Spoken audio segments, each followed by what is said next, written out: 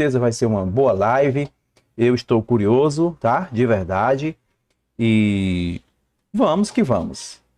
Deixa primeiramente eu criar um prólogo aqui para te perguntar o seguinte: uma exposição exegética em Atos 2, 20, 33, com o professor de grego, pastor Rafael Rocha.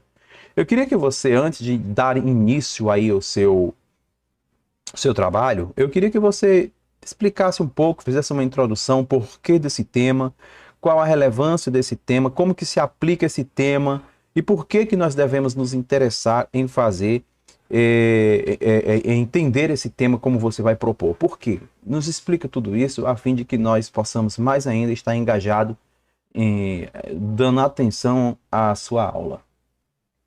Beleza.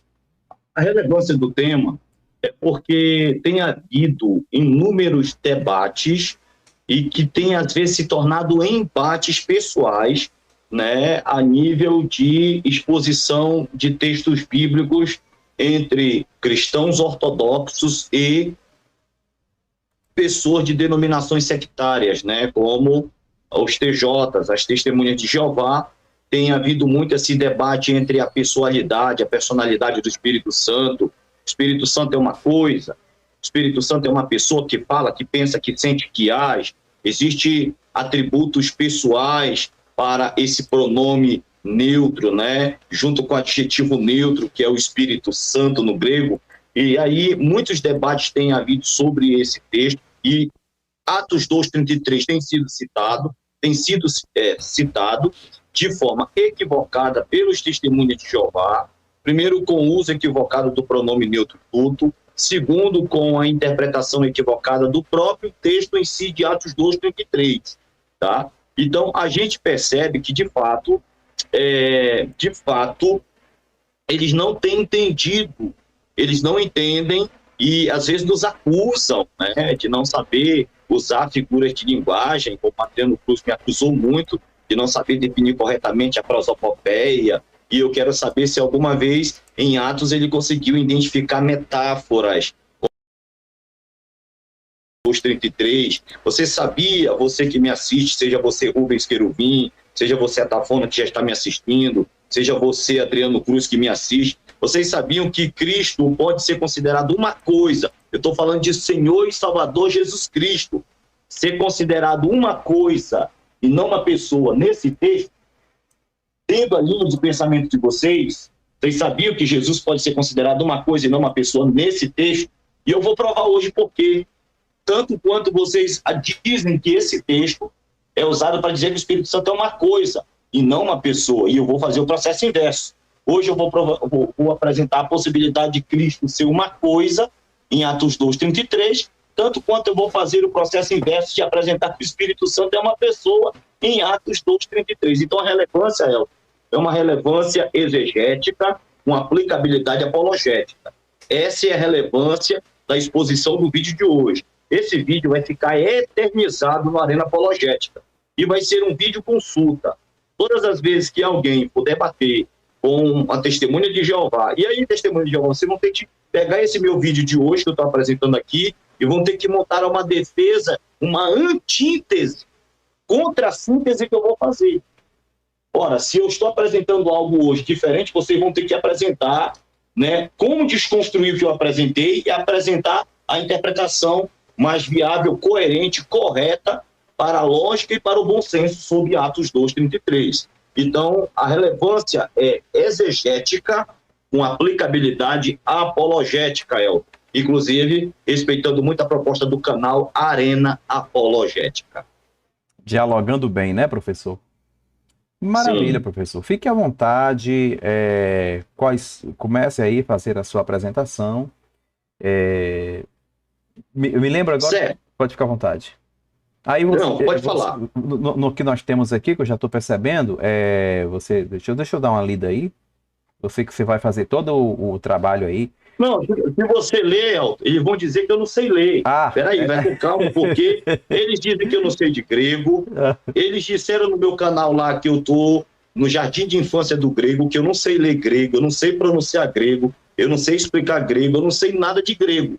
É por isso que Eu não vou nem deixar você ler, eu quero ler o texto. Tá tudo bem. E aí você vai ver que a minha leitura respeita as regras de acentuação de pronúncia do grego. No caso, a minha leitura é mais erasmiana, né? Uma leitura reconstituída, tá? Mas eu tenho que ler e explicar, porque senão eles estão... No último vídeo lá, meu canal estava light, ninguém entrava no meu canal. Quando eu comecei a mostrar outras verdades, e aí é como se disse o Newton Silva, é como se eu tivesse tocado num cacho de abelha, né? No ninho de maribondo. Então, meu amigo, vamos lá? A gente pode começar? Pode ficar à vontade. Eu estou aqui curioso e para aprender também. Beleza, vamos lá. Bom, pessoal, nós temos aqui a exegese de Atos 2. Esse aqui é o texto. E, obviamente, esse texto foi escolhido por algumas razões, e eu vou explicar, tá? Nós temos o texto grego de Atos 2:33, que diz assim: Tedexia tu teu ripsotes, tem uma vírgula aqui, tá? Tedexia tu teu ripsotes, tente evangelia tu pneumatus tu radiu lambon para tu patros, exterrem tu torro rimes cai blepte cai acuete. Então, eu tenho aqui esse texto grego. E aí, a leitura está correta? Perfeito, está excelente. Parabéns, professor, de verdade mesmo. Está excelente. Então, tá? Vou ler mais uma vez, tá? Vou ler mais uma vez. Edexia tu teu ripsotes, vírgula. Tente evangelia tu pneumatus tu raquil, labon para tu patros. Exerrem tu torrimes, cai blepte cai acueti. Uma tradução possível seria, obviamente uma tradução possível seria o que normalmente muitos traduzem, né? Muitos traduzem. Eu vou fazer a minha tradução, mas eu vou colocar aqui a tradução padrão, né? Exaltado, pois, a destra de Deus, né? Tendo recebido do Pai a promessa do Espírito Santo, derramou isto que verdes e ouvis. Essa aqui é uma tradução geralmente da Almeida Revista Atualizada, tá? Mas eu fazendo uma tradução super literal, eu vou fazer só no final da minha exposição, tá? Só no final da minha exposição. Eu vou fazer a minha tradução desse texto, uma tradução super literal, tá? Praticamente. E aí eu vou fazer uma análise sintática e, obviamente, exegética desse texto. Mas antes de eu fazer toda essa exposição, fazendo demonstrações, que nós temos aqui um artigo dativo T, né, que é o dativo do acusativo pós. Nós temos aqui um substantivo de primeira declinação com vogal temática em alfa e com iota subscrito, que é o dativo do substantivo dexios. Também temos aqui, né, uma preposição, também temos um artigo genitivo, que é também chamado artigo genitivo atributivo, atribuindo uma concordância ao substantivo. Nós temos aqui o ripsotes, né, que é de ripsio, né? Então, veja bem, nós temos aqui toda uma estrutura. Então, antes de eu explicar, eu queria que o Elton compartilhasse o meu computador.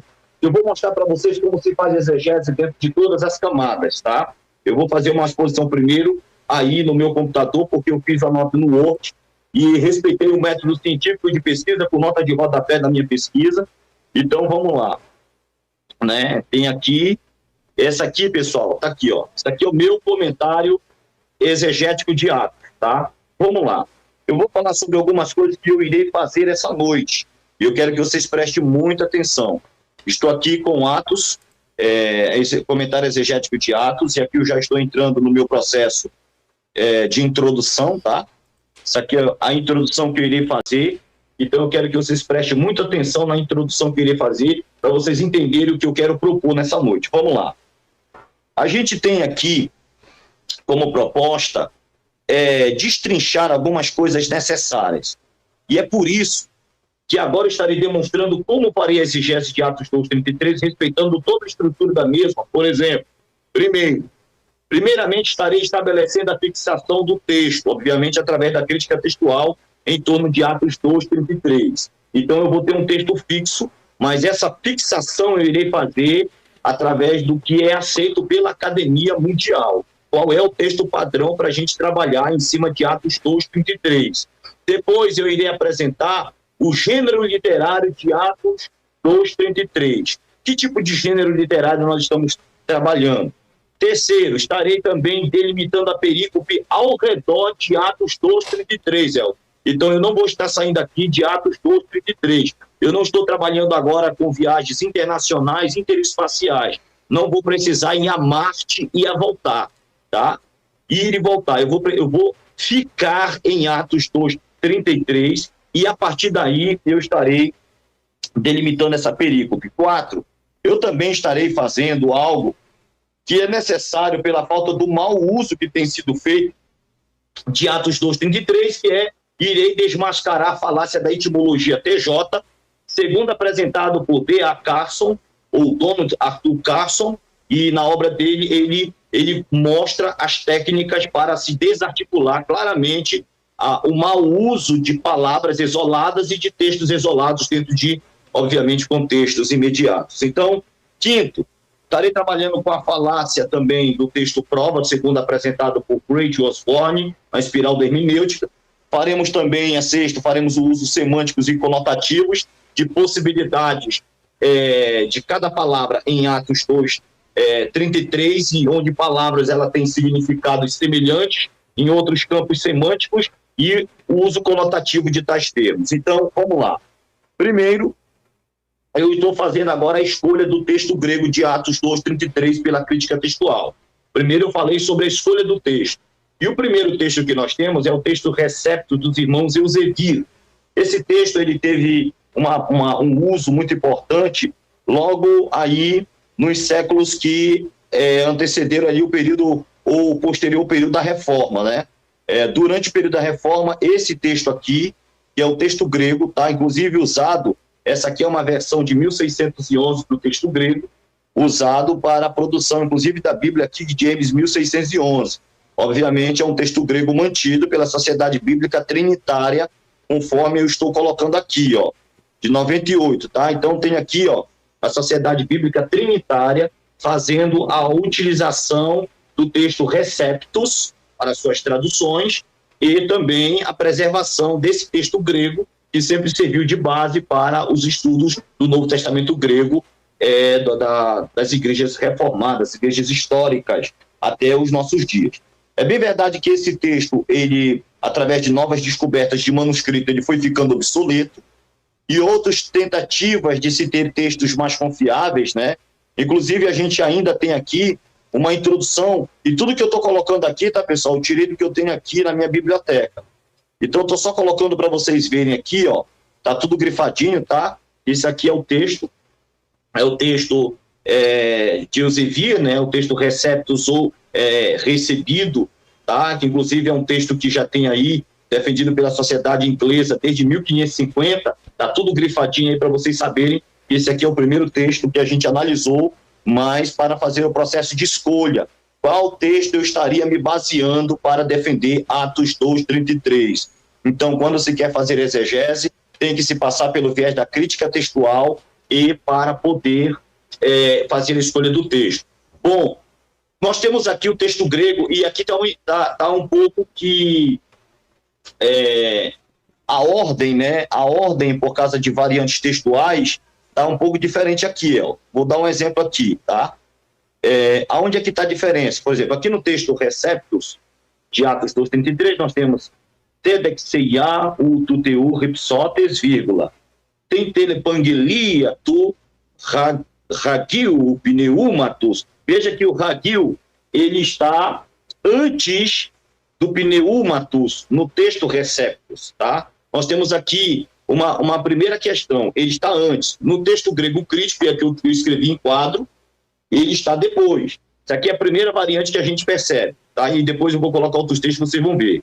Labon para tu patros, exerrem tuto ronin. Agora nós temos um ninho aqui, antes do rimés, e faz aqui uma função de advérbio de tempo, tá? Nós temos aqui fazendo aqui uma função de advérbio de tempo, e agora, né? Isto o que agora vós virdes e ouvir.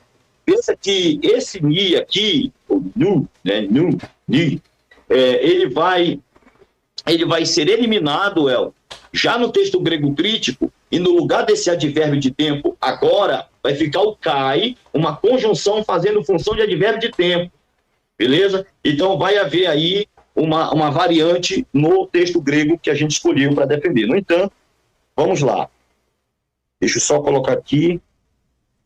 Agora nós temos aqui o texto grego majoritário de Atos 2:33, que a gente colocou, e esse aqui nós estamos trabalhando primeiro com a escolha do texto. Você que vai fazer exegese, você tem que escolher o texto que você vai trabalhar, porque se você não tiver o conhecimento do texto que você vai trabalhar, fica difícil, tá?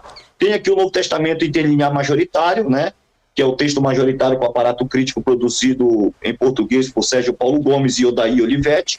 Esse texto também ele apresenta variantes diferentes, tá? Do texto grego crítico que a gente está aqui, ó. Edexeia, olha, de novo, ono, tu, teu, ripsotes, tempene, pangelia, tu, de novo, né? Aí ele já vai manter o padrão, ó, do texto recepto. Majoritário vai manter o mesmo padrão do texto receptus. São dois textos diferentes, tá, pessoal? Não confunda o texto majoritário com o texto receptus, tá? São dois textos diferentes. Então, nós temos aqui o Hagil pneumatus labono para tu patros. Nós temos de novo aqui o adjetivo o neutro antecedendo o substantivo genitivo neutro pneumatus. Nós também temos aqui de novo ó, o ni. Agora, até a acentuação do nin no majoritário já mudou para a acentuação do nin, né? Nin lá no receptus, que faz aí a função de advérbio de tempo. Exercem tudo nin, rimes plepticai acuet. Só tem uma conjunção cai aqui nesse manuscrito, tá? Só tem uma conjunção cai. Você vai ver diferente. Então, eu acabei adotando o texto grego, que é inclusive usado para, segundo Elton, segundo definido, é o texto base para a tradução da TNM, tradução do Novo Mundo. Então, para que ninguém diga que eu estou usando um texto que a tradução do Novo Mundo não usa, e eu estou aqui justamente fazendo uma exegese com aplicabilidade apologética para refutar a ideia equivocada, se não errônea, das testemunhas de Jeová, então, o 3, usaremos o texto grego crítico reconhecido pela academia. É um texto crítico reconhecido mundialmente pela academia, e é o texto eclético, e aqui está, tá? Tudo que eu tenho aqui, eu vou mostrar para vocês que eu tenho, tá? Eu só fiz, colar aqui, ó. Esse é o texto de Nestlé Aland 28, tá? New Testament, no Testamento grego, beleza? Aí vamos lá. Eu tenho também aqui algo interessante, já que o texto grego já é mais diferente, tá?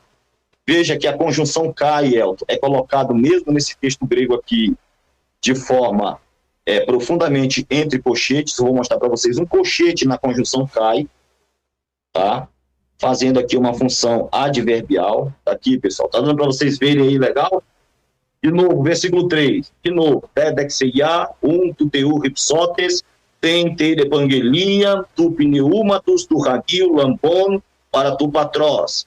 Exerrem tuto horrimes cai, né? Aí tá um cai aí, Elton, dentro do colchete, tá? Porque esse cai, ele na verdade não tem, segundo os outros manuscritos, não tem dois cai, mas foi colocado, foi inserido, uma variante textual, tá? Pleptecai acuate. Agora, veja bem, nós temos aqui no aparato crítico uma variante textual, e hoje eu quero ser bem técnico mesmo, tá? Bem técnico mesmo. É um vídeo resposta aos meus acusadores, que acho que eu não manjo de grego, tá? Então, pessoal, olha aqui.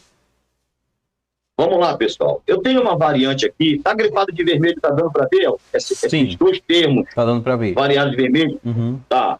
O primeiro, que é tutor, ronin, rimes, que tá só um Y e o mi, né? Uhum. Só um Y aqui, mas é tuto, ronin, rimes. Ou seja, isto o que agora virdes. Elton, coloca aqui para mim no meu quadro, por favor. Por favor. Tá? Pode isso. Coloca aqui. Essa primeira variante, ela está assim, ó. Presta atenção. Tá?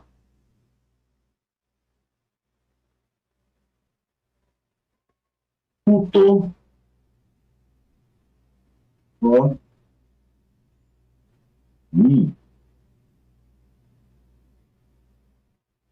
Tá bom? Como tivesse aqui o rimês, aqui, ó. Cadê? Aqui, ó.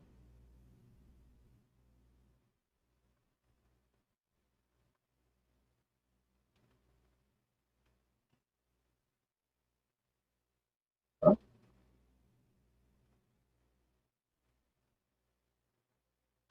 Essa tradução, ela é feita assim, pessoal, tá? Isto, o que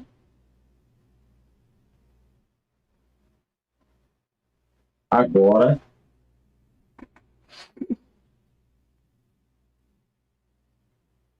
vós. Isto, o que agora vós. Essa é o que está aí. Agora vamos para outra variante. Para outra variante.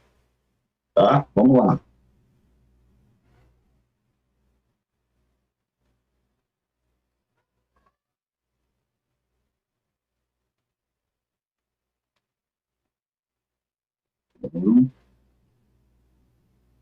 Vamos lá. Todorum. Bom. E. Primeiro de novo.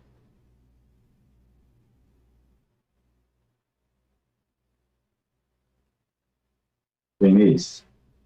Agora está assim, ó. Agora está assim. Tá? Pode estar este, nós vamos colocar o dom,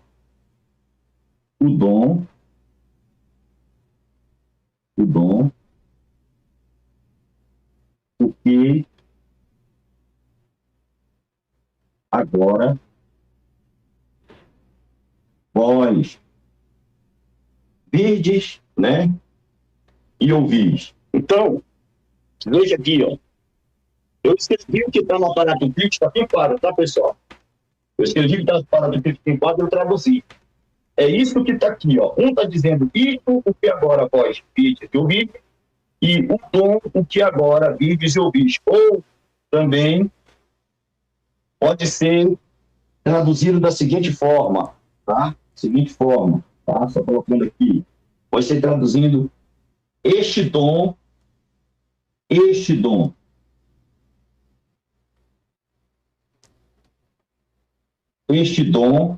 o que agora vós vives e ouvis. Também pode ser traduzido desta forma. Então, veja bem, nós temos aqui essa variante textual desse texto grego aqui. Então, primeiro estou trabalhando com a escolha do texto. Eu vou apagar no quadro, tá? Vou apagar tudinho aqui. Só coloquei para vocês verem aqui mais ou menos como é que está trabalhando. Então, vamos lá, Elton. Volta para o meu computador interno. A gente vai ficar nessa dinâmica. Computador, quadro. Vamos lá. Isso. Então, nesse aparato crítico, eu tenho variantes que pode ser tanto isto, o que agora vós virdes e ouvirdes, como também o dom, o que agora vós virdes e ouvirdes, tá? Então, nós temos essas duas possibilidades de análise do texto. Por que, professor, você escolheu o texto grego, esse texto grego aqui? Foi justamente para neutralizar qualquer tipo de acusação de que eu estou usando um texto grego que não está sendo aceito pela Academia Mundial. Não é o texto grego padrão para a tradução do Novo Testamento. Tá? Embora a Sociedade Bíblica Trinitária se utilize do texto recepto-recebido, embora hoje, majoritariamente, também se utilize as sociedades bíblicas trinitárias do texto majoritário, mas também grande parte hoje, né, do movimento cristão reformado e ortodoxo se utiliza também do texto grego crítico, como Daniel B. Wallace e tantos outros. Né? O próprio Bruce Metzger, que foi o pai da crítica textual do século XX, a maior autoridade em crítica textual do século XX, foi o maior tradutor do mundo em Novo Testamento, e o texto grego padrão que ele se utilizava era o texto grego crítico ou eclético. Então, essa foi a primeira exposição que eu fiz. Eu estou trabalhando com o Camacho. Primeiro, eu determinei qual texto eu vou trabalhar, texto grego. Segundo, Agora estaremos apresentando o gênero. O gênero. Qual é o gênero do texto de Atos 2:33? O livro de Atos. Qual é o gênero literário do livro de Atos dos Apóstolos? E, obviamente, dentro de Atos, estamos trabalhando aí com o texto de Atos 2:33. Agora estaremos apresentando o gênero literário para vocês. Vamos lá. A questão básica, que inclusive tem um númerozinho 2 aqui, com uma nota de rodapé, e eu fiz esse artigo dentro do Word, tá? Tá aqui. Eu uso o Word como eu uso o quadro, Elton, porque muitos estão dizendo eu não sei fazer exegese em quadro, mas você sabe, Elton, que quem usa o Word está usando o método científico de pesquisa, tá? Inclusive se faz TCC usando o Word, se faz inúmeras coisas usando o Word. Então hoje você usar o Word aí não é mais. O próprio professor Euler, muitas vezes aqui fez exposição no Arena Apologética usando o Word. Então, para mim, isso é infantilidade por parte daqueles que querem encontrar chifre na cabeça de cavalo. Beleza.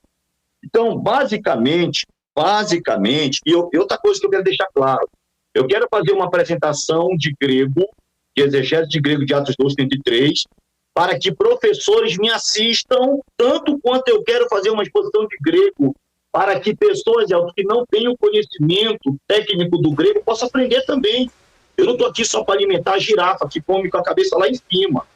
Eu estou também aqui para ensinar as ovelhas do rebanho do Senhor, que precisam defender a sua fé e que precisam comer com a cabeça baixinha em pastos verdejantes. Então, eu também tenho até uma atitude pastoral na minha exposição também exegética. Então, vamos lá, pessoal. Qual é o gênero literário de Atos dos Apóstolos? Atos dos Apóstolos é basicamente uma série de narrativas curtas que, relacionadas, formam uma narrativa maior incrementada de discurso. Quem diz isso sou eu. Eu inventei, está aqui na nota de rodapé. Inclusive, está até o número 2 aí com a nota de rodapé, tá?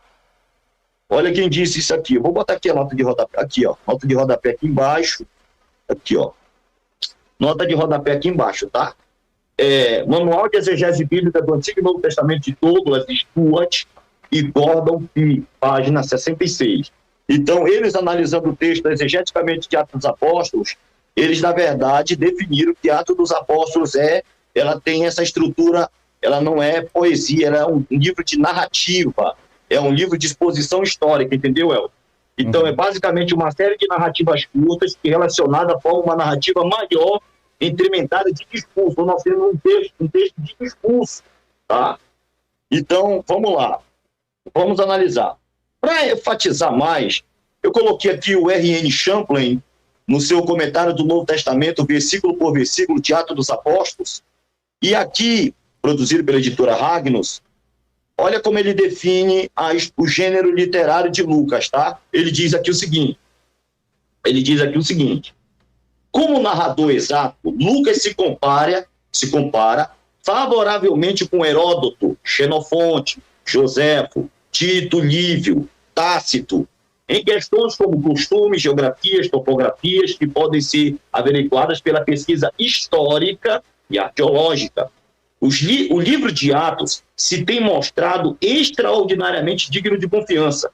Uma comparação do livro de Atos e de Lucas com os Atos apócrifos de diversos personagens da igreja, escrito no 2º século depois de Cristo, revela que estes últimos são meros romances, ao passo que o volume de Lucas é uma história séria.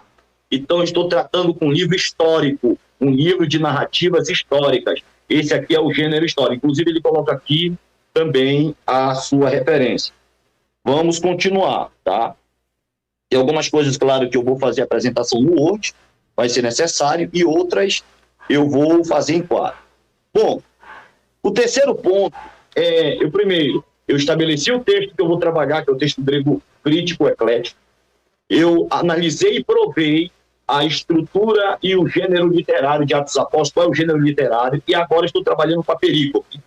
A perícope de Atos 2:33, ela gira em torno do testemunho da ressurreição de Jesus Cristo, confirmado pela descida do Espírito Santo. E eu quero que vocês prestem bastante atenção sobre isso, tá? A perícope gira em torno do testemunho da ressurreição de Jesus, confirmada pela descida do Espírito Santo. Portanto, nós damos continuidade. Estamos trabalhando aqui com a perícope. Elton, É muito difícil, às vezes a gente está aqui na arena apologética, porque muitas pessoas dizem, você fala e não prova. Eu falo, eu provo. Primeiro, eu estou aqui com uma obra da CPAD de Claudionor Corrêa de Andrade, que vai descrever a definição de perícope, porque hoje, rapaz, a gente está sendo tão bombardeado que é arriscado a gente ver. Não sei, já me acusaram, eu não sei ler grego, eu não sei nada de grego, de gramática, de sintaxe, palavras eu invento, então hoje eu não vou inventar nada, tá? Eu nunca inventei, mas para responder aos meus acusadores, estou colocando o dicionário teológico que define como a academia define, na nova edição, revista ampliada, tá? Biográficos dos grandes teólogos e pensadores, vamos definir o que é perícope antes de trabalhar com ela, tá? Então tá aqui, ó. Nessa obra de dicionário teológico, perícope do grego pericopé, que é corte, passagem bíblica usada na liturgia, agora usado principalmente em que tipo de estrutura? Pode ser também um discurso que encerra em si mesmo uma unidade literária. Então, nós estamos trabalhando com discurso, correto? Correto, El? Sim. Você está me ouvindo, El? Estou ouvindo. Estou ouvindo. Atos 2 não é discurso de Pedro? Isso. Pedro está pregando, presta atenção, ele está discursando, ele está falando, explicando a questão da descida do Espírito Santo, que é uma das evidências da ressurreição de Cristo dentro da proposta da perícope. Então, veja bem, nós estamos trabalhando com um texto de discurso. Pedro está discursando, beleza? Então, passagem bíblica usada na liturgia, que pode ser também um discurso que encerra em si mesmo uma unidade literária. E, obviamente, nós estamos aí analisando. Vamos lá. Vamos analisar. Estou trabalhando com o texto de discurso. Van Wilsberg disse que Pedro deu 4 provas da ressurreição de Cristo. Eu estou trabalhando com perícope, não é teologia. Eu estou trabalhando com perícope, tá? Diz que Pedro deu 4 provas da ressurreição de Cristo. A pessoa de Jesus Cristo foi o tema central do discurso dele em Atos 2, do 22 ao 24. B, ele enfatizou que a morte e ressurreição de Cristo estava prevista na profecia de Davi, conforme ele mesmo descreve no seu discurso de Atos 2, do 35 a 31. Estou trabalhando com texto discursivo, tá? Estou trabalhando com o discurso de Pedro dentro da estrutura e da perícope de Atos 2, 33. C, o testemunho dos cristãos em Atos 2, 33. D, a presença do Espírito Santo em Atos 2, do 33 ao 35, e o mesmo atua como uma testemunha, segundo João 5, 32. Agora, o que é que nós temos? Nós temos Pedro testemunhando sobre Jesus, em Atos 2, 22. Nós temos a profecia de Davi como um ser pessoal, tá? Testemunhando sobre o que aconteceria com Cristo. O testemunho dos cristãos valida tudo aquilo que foi dito em Atos 2, 33. A própria presença do Espírito Santo, tá? Como uma testemunha. Então, não dá para uma coisa testemunhar de alguém. Só uma pessoa pode ser testemunha de uma outra pessoa. O que é que Jesus fala em João 5, 31, 32? Ele disse, olha, eu não testemunho de mim mesmo, mas no 32 ele diz, há outro que dá testemunho de mim. E a testemunha que dá de mim é verdadeira. Então, em João 5,32, o Espírito Santo é a testemunha que Jesus disse que deveria vir para validar sua morte e ressurreição. Então, essa é a proposta da perícope de Atos 2,33. Beleza? Vamos lá. Aqui agora, tá? Nós vamos trabalhar com a exegese de Atos 2,33. Coloquei aqui em quadro, mas em quadro vai ser melhor, só coloquei que eu vou estar entrando agora. E agora que o negócio vai ficar gostoso, tá? Tedexia ultuteu ripsotes. Tente evangelia tu pneuma tu raquio lambono para tu patró. Excetem tuto horrimes cai blete cai acue. Então nós vamos estar trabalhando hoje com esse texto, que é um texto maravilhoso que a gente estará discorrendo. Agora pode colocar no quadro, Ela.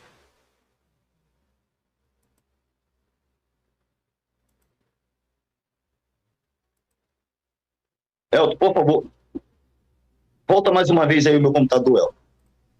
Volta aí, só para a gente dar mais uma ênfase. Isso.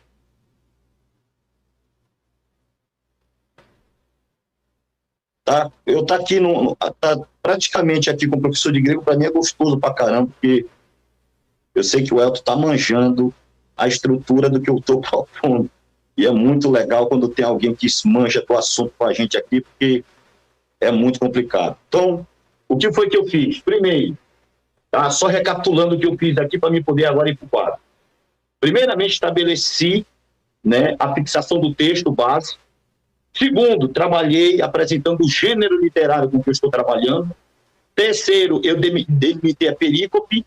E agora, em quadro, nós vamos trabalhar, em quadro que eu vou trabalhar essas outras questões aqui. O quarto, o quinto e o sexto da proposta da exegese eu vou trabalhar em quadro, que é desmascarar a falácia da etimologia, dos TJ, segundo apresentado, as técnicas de se fazer isso, segundo a própria obra de A.D.A. Carson. Vou falar também sobre a falácia do texto prova, que é os textos que eles acham que ele usa, que é Atos de 32, 2:33, tá, El? A falácia do texto prova que eles usam para descrever que o Espírito Santo é uma coisa, é o texto de Atos 2:33, que também será desmascarado com as técnicas propostas pela espiral da hermenêutica de Freit Osborne. E, obviamente, no desenvolvimento do mesmo, farei usos semânticos de termos que se encontram em Atos 2:33 e em outros textos bíblicos, para a gente ver se, de fato, há confirmação e averiguação do que eu estou apresentando aqui em sala. Agora, meu amigo, pode me colocar no quadro aqui. Quer comentar alguma coisa? Não, eu quero só ver o desfecho de toda essa sua apresentação. Inclusive, eu estou aqui com o meu texto em grego aberto, acompanhando você também. À medida que você está lendo aí, eu também estou acompanhando aqui. Beleza. Inclusive, eu quero aproveitar também e dar uma panfletada, dizer que exatamente eu ensino meus alunos a fazerem a delimitação, a segmentação textual, delimitação textual, o estabelecimento da perícope, exatamente isso aí que o professor Rafael Rocha está fazendo. Eu também faço isso. Inclusive, tenho alunos meus que... Não, eu sei que você faz porque você é um professor de verdade, entendeu? Você é um cara que tem meu respeito. Então, eu sei que o aluno que estiver fazendo curso com você, ele está tranquilão, tá? Como disse Paulo a Timóteo, tu sabes de quem tu aprendeste as sagradas letras desde menino. Obrigado. Então, eu sei com quem você aprendeu esse mecanismo. Então, vamos lá. Bom, pessoal, existe uma tradução que a gente já vai até essa vírgula aqui. Essa tradução aqui, eu vou fazer a tradução aqui embaixo, tá? Edexia utu teu Ristotes. Eu vou fazer uma tradução hiperliteral, porque nós temos aqui a destra, tá? A destra, pois, ou portanto, do teu de Deus, Ristotes, exaltado. Só que, uma tradução hiper super literal é assim, ó.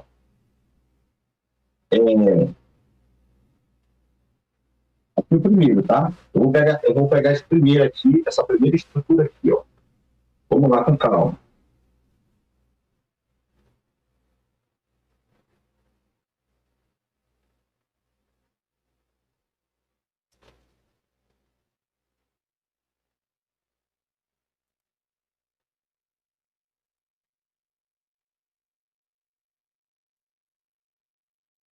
Vou botar vírgula, calma. Eu estou fazendo uma tradução aqui, se tem vírgula no texto grego, toma ali vírgula aqui também. Vamos lá. Nós temos aqui um dativo locativo, tá? Nós temos um dativo locativo. Como eu já falei, nós temos o artigo dativo de nós, né? E nós também temos aqui dexeia, que é o dativo de dexeios, tá? Um substantivo de primeira declinação, com vogal temática em alto, e nesse caso do dativo aqui, com iota subscrito. E nós temos aqui, tá? Fazendo aqui uma função, tá? Depois, ou portanto. E uma coisa que eu quero apresentar aqui é o seguinte, tá? Eu quero apresentar aqui o seguinte. Se eu não explicar essas questões aqui para vocês, técnicas que foram feitas de forma minuciosa, palavra por palavra, a gente vai ter muitas dificuldades de entender muita coisa. Então, vamos lá. Nós temos aqui esse aqui. Qual é a função dele? Tá? Qual é a função dele aqui? Nós temos aqui, deixa eu colocar aqui esse TFA, ele está fazendo uma função que adjetivo substantivado, obviamente, tá? Ele é um adjetivo substantivado, eu falei que era um substantivo, porque praticamente esse adjetivo aqui, ele tem essa estrutura cognata de um substantivo. Então, nós temos aqui um adjetivo substantivado, beleza? Vamos lá. Nesse substantivado, ele vai qualificar aquele que está sendo exaltado.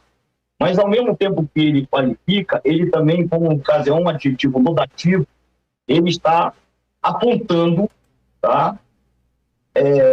Para aquele, a função de para também, tá? A função daquele que está sendo exaltado, o lugar. Mas veja bem, nós temos aqui a mão direita de Deus. Olha como Jesus é chamado hiper, super, literalmente. Jesus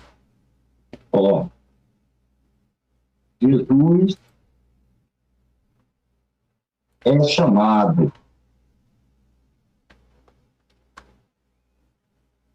Jesus é chamado de a mão direita de Deus que foi exaltado. A mão direita de Deus exaltada.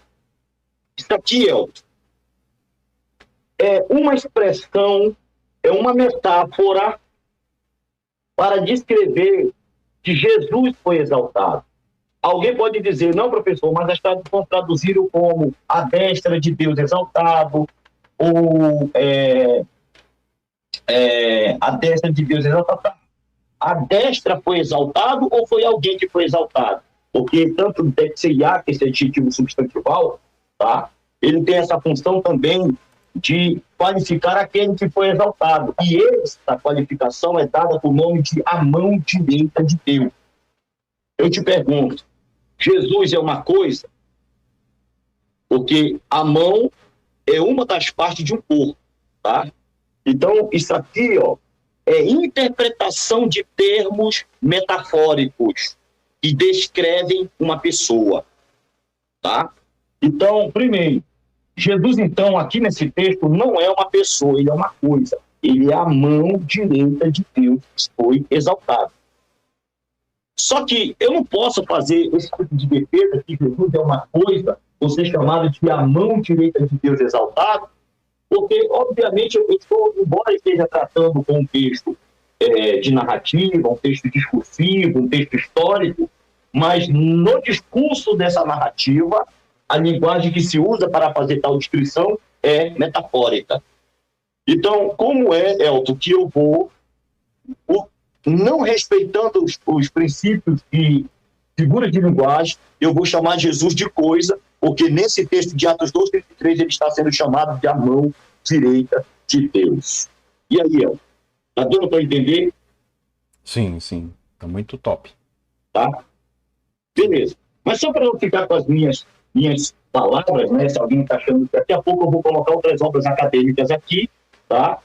E é por isso, irmãos, olha, que hoje eu vou fazer a apresentação de Atos 2:33 na gramática de Daniel B. Wallace, que é intermediário avançado, tá? Só que é para quem... Agora eu fiz aqui a escolha, eu falei para vocês que tudo que eu coloquei eu tirei daqui. Texto, Receptos, dos irmãos Eusebir, tá? Texto majoritário, tá? Das sociedades bíblicas e o texto padrão. Eu disse para vocês que tudo que eu colocar eu tenho, tá? Que é o texto padrão grego crítico de... Isso aqui é a 28ª edição. Eu tenho a 4ª e a 5ª edição da 27ª, tá? Eu tenho ali. Mas eu estou colocando essa aqui, que é a mais séria de todas. E, obviamente, gramáticas de nível avançado para fazer a exegese séria desse texto. Então, e aí? Jesus é chamado de coisa. Jesus é chamado de coisa. Jesus é chamado de coisa simplesmente porque existe uma figura de linguagem nesse texto. Até se dado momento eu sair de Atos 2:33, me responde aí, amigo. Não. Tá.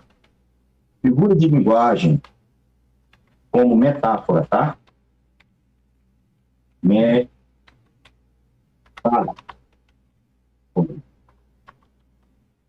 Tá?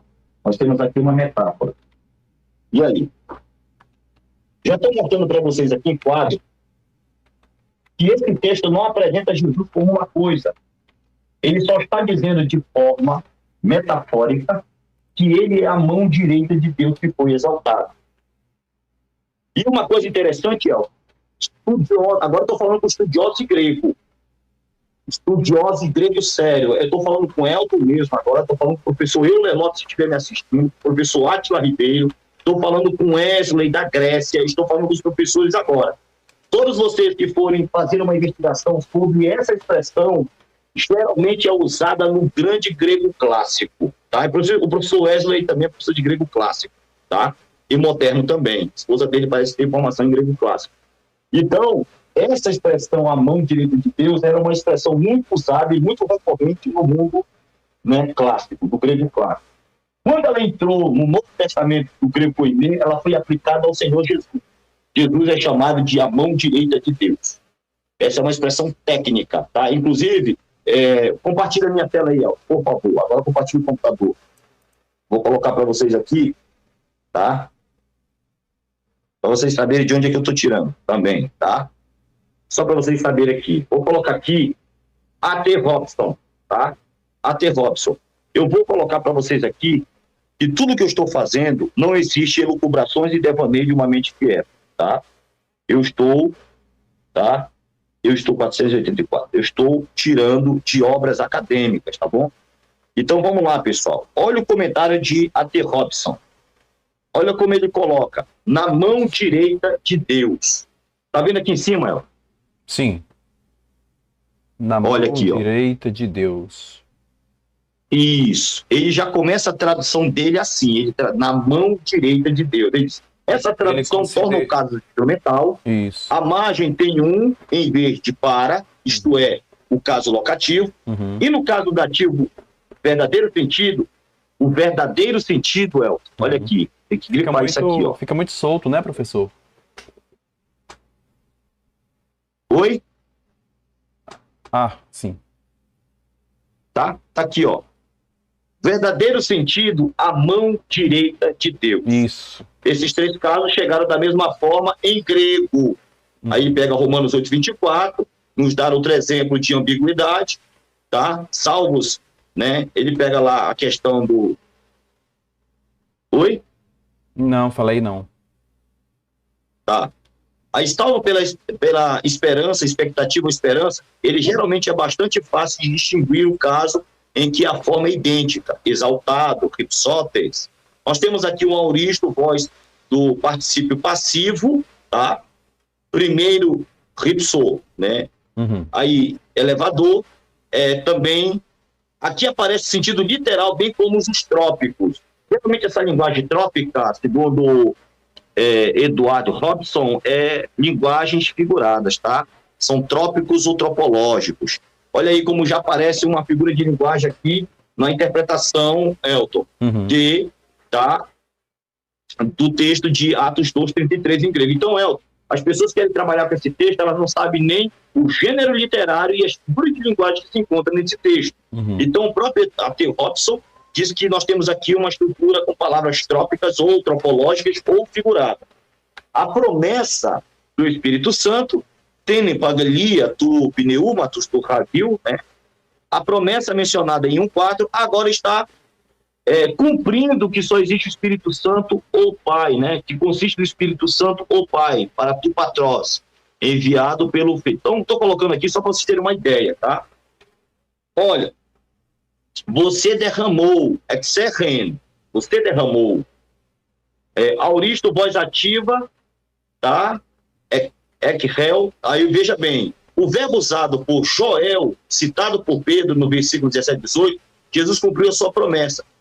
Esse que você vê, olha aqui o tutor, como foi traduzido por A.T. Robson, Elton. Tá vendo aqui, ó? Este que você vê e ouve, tudo bleptecai, Professor, corrimei. Hoje não. dá mais um pouquinho de zoom aí para melhorar a visão. Sabe essas extremidades? Beleza. Tenta tirar as extremidades. Isso, deixa só o texto. Isso. É só alinhar agora. Aí, isso, ficou legal agora, ficou? Ficou. Acho que comeu um pouquinho.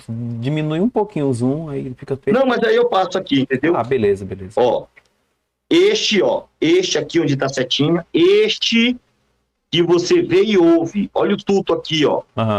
O tuto foi traduzido por A.T. Robson como este. Como é que a gente faz, Del? É só isto, é isso que eu expliquei. O tuto não é só isto, isso ou aquilo, como a primeira, segunda e terceira pessoa do pronome neutro, né? Nós temos a primeira pessoa do masculino, né? A primeira, segunda e terceira pessoa do masculino, pronomes masculinos, que é este, esse ou aquele. Nós também temos do feminino, esta, essa ou aquela. E nós temos a primeira, segunda e terceira pessoa do pronome neutro, que é isto, isso ou aquilo. Não. A.T. Robson traduziu como tudo, tá? Como este que você vê e ouve.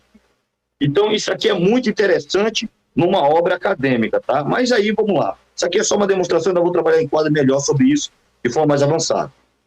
Isso inclui o som como de um vento, isso inclui como som de um vento impetuoso, língua de fogo. O que foi que eles viram? Este que você vê, língua de fogo sobre cada um deles, e ouve, tá?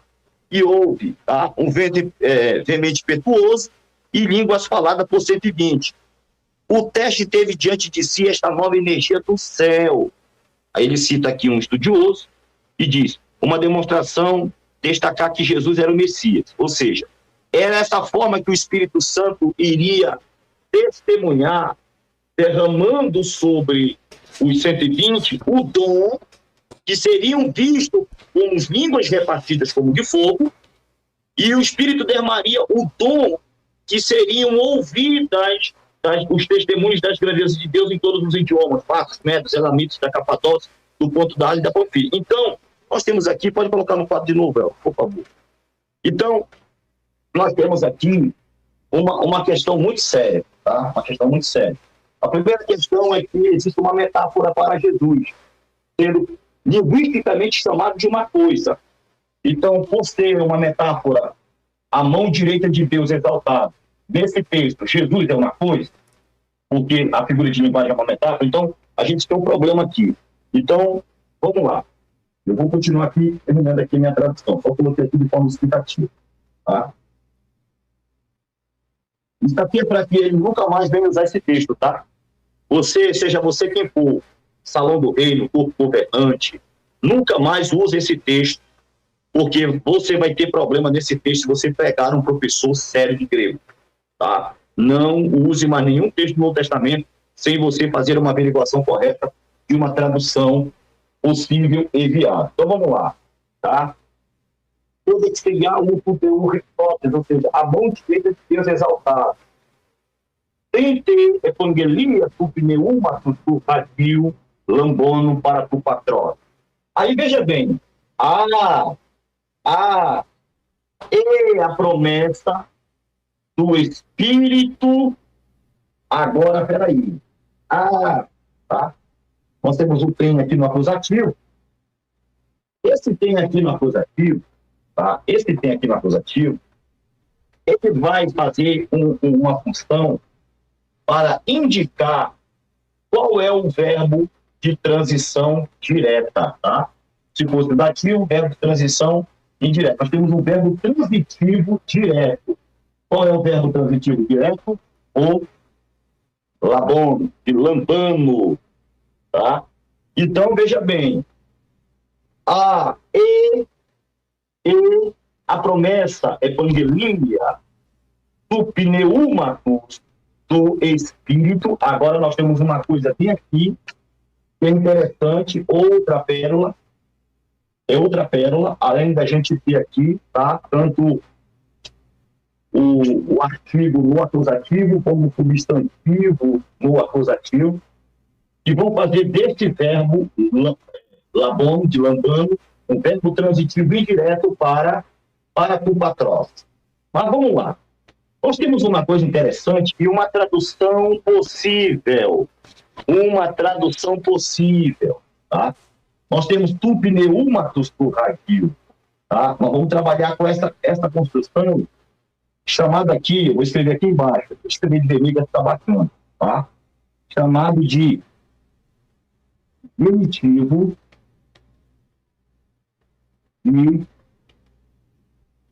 genitivo de aposição, tá? Aposição.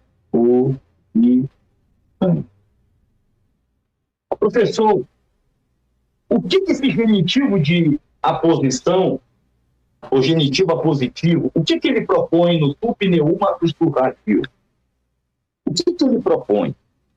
Bom, pessoal, aqui na obra de Daniel B. Wallace, página de número 65, diz que o substantivo, no caso genitivo, se refere à mesma coisa que o substantivo com o qual está se relacionado. A equação, porém, não é exata. O genitivo de aposição normalmente declara um exemplo específico, que é uma parte da categoria mais ampla nomeada pelo substantivo principal. É usada com frequência quando o substantivo principia, né, ou principia, é ambíguo ou metafórico. Está aqui, ó. E os estudiosos, e aonde é que Daniel Wallace está dizendo que o texto de Atos 2, 33, é um texto que tem uma proposta de termos metafóricos. Na própria página que eu posso dar para você aqui, tá? Eu tenho a página que eu posso dar para você tranquilamente que Atos 2, 32 é usado como uma proposta metafórica. Então, tome cuidado se você não conhece, primeiro, o gênero do livro que você está abordando e as figuras de linguagem que esse gênero literário expõe. Então, vamos lá. Assim, o nome genitivo epigético é muito mais apropriado. Então, ele vai usar termos técnicos. Então, ele fala, a chave para identificar, olha aí, pessoal, olha para mim, a chave para identificar o pneumatos tu radio como um substantivo, tá?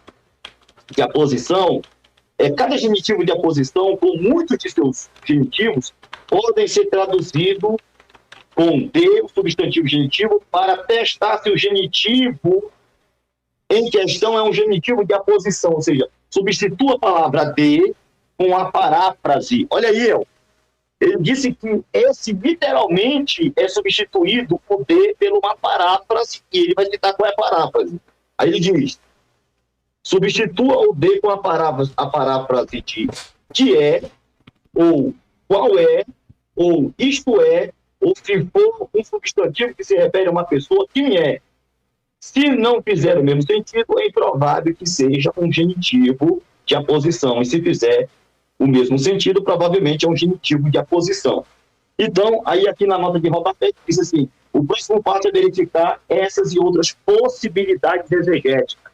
Vamos lá, agora vamos aqui para a minha tradução. Dá um glória aí, covarde, dá um glória. Então, vamos lá, entendeu? Eu gosto de falar, de ensinar para pentecostais que a tampa da chaleira vai esquentando e demora muito, estou falando de mistério com Deus aí. Então, vamos lá, pessoal. Eu tenho aqui o tu pneumatos tu radio como genitivo de aposição, então vamos lá. E a promessa, estou traduzindo, tá? E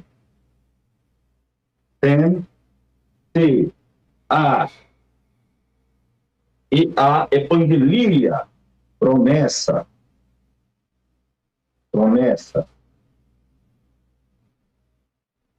tá? E a promessa, só deixar aqui, tá? E a promessa do Espírito,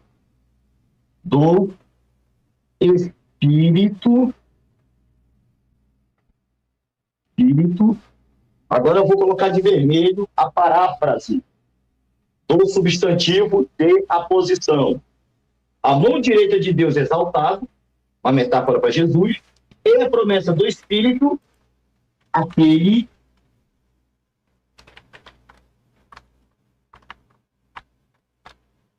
que é santo, aquele que é santo, aquele que é santo.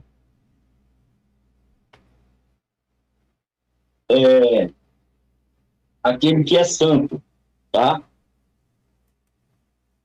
Tendo recebido, ou recebido da Lambon, da parte, tendo recebido Lambon, para da parte, e essa preposição aqui, ela faz aqui uma função de preposição de origem, tá, pessoal? Ele recebeu da parte do patros. Patros é origem, tá? Uhum. É uma preposição de origem. Então vamos lá. Correto? Sim, perfeito. Então nós temos aqui uma preposição de origem. Vamos lá. Labon, tendo recebido o Espírito Santo, tendo recebido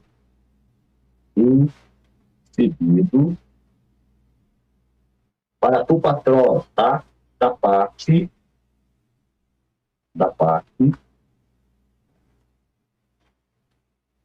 do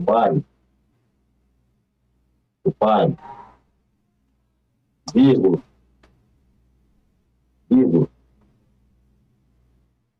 Aí nós temos aqui derramou. Sabe qual é o argumento, Elton? O argumento é o seguinte: o Espírito Santo não pode ser uma pessoa, Elton. Agora me diz por que o Espírito Santo não pode ser uma pessoa, Elton. Porque o Espírito Santo foi derramado. Ou seja, nessa tradução do genitivo de aposição, a mão direita de Deus exaltado e a promessa do Espírito, aquele que é santo, tendo recebido da parte do Pai, aí diz, derramou isto. Vou colocar o isto aqui deles, tá? Vou colocar o isto lá da tradução da TNM de 1986, que é uma tradução mais antiga do que essa aqui. Deixa eu pegar aqui.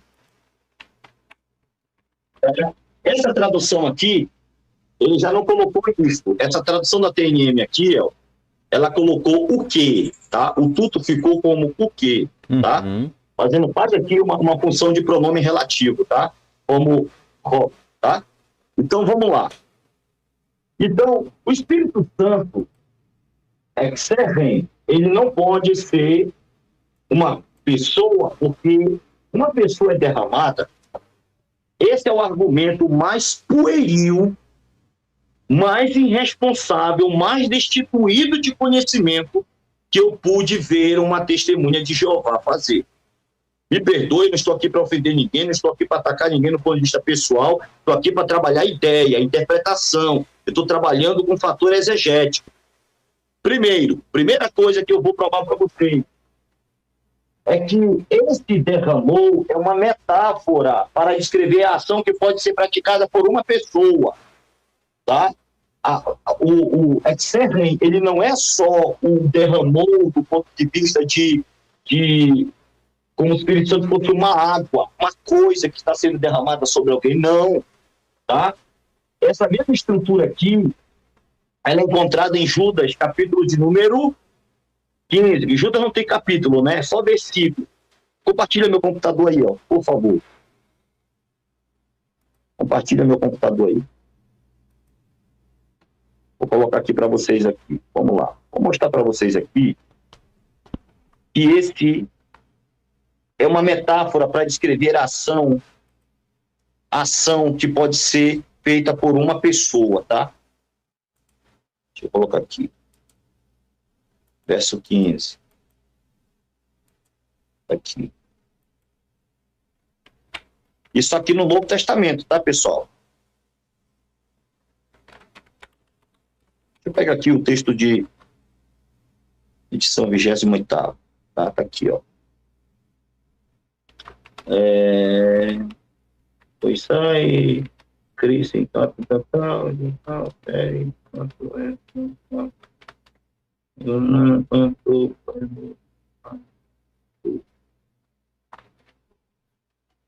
isso.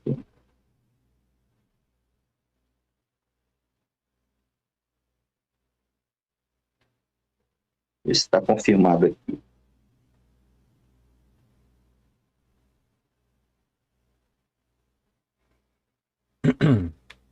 Muito forte esse texto. Tá? Então, vamos lá.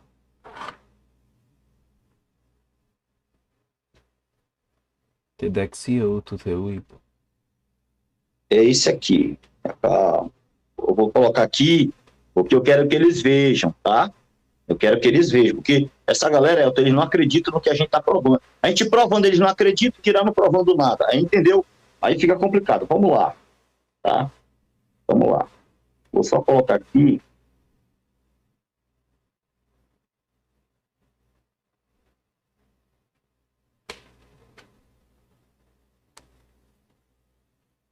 A outra construção de movido. Aí é o 11, rapaz. Movido de ganância. Olha aí, indicando movimento. É o 11. Por isso que eu estava procurando aqui e não achei. Eu confundi aqui o versículo. É o 11. Tá? Aqui o negócio é provar. Não tem negócio de conversa fiada. Tá aqui, ó.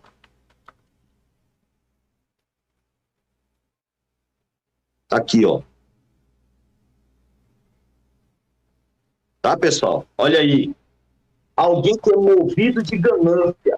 Isso aqui é um verbo que conota a ação de uma pessoa. Tá? É o mesmo verbo, claro, ficou outra construção, tá? No caso de Judas 1:11, tá? O verbo indicativo aorístico, tá? Médio da terceira pessoa do plural. Aqui, mas é só uma questão de analisar, né, o tempo verbal, mas a raiz é a mesma, entendeu? Cadê aqui? Coloca aqui. Tá aqui, ó. Verbo aorístico ativo indicando a terceira pessoa do singular. Praticamente quase que a mesma coisa, entendeu? A questão aqui é ativo e aqui é médio, tá? Aqui não, é o passivo, tá? A diferença é só a ação do verbo, tá? Um é ativo e outro é passivo, El. Então, o que eu quero colocar aqui? Manda aqui, aqui no quadro de novo, El.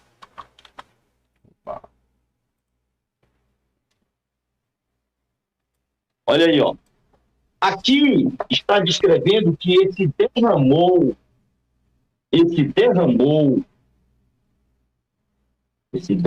vou colocar de azul aqui. Derramou. Vou abrir agora o parênteses, vou explicar. É uma metáfora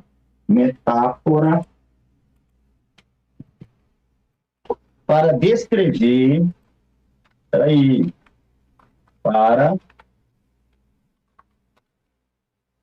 descrever, meu padre é tão pequeno, para descrever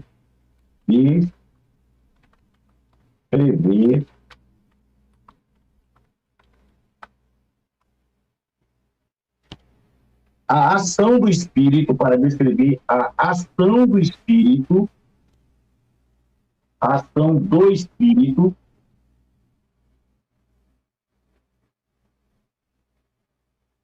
em distribuir os dons, em distribuir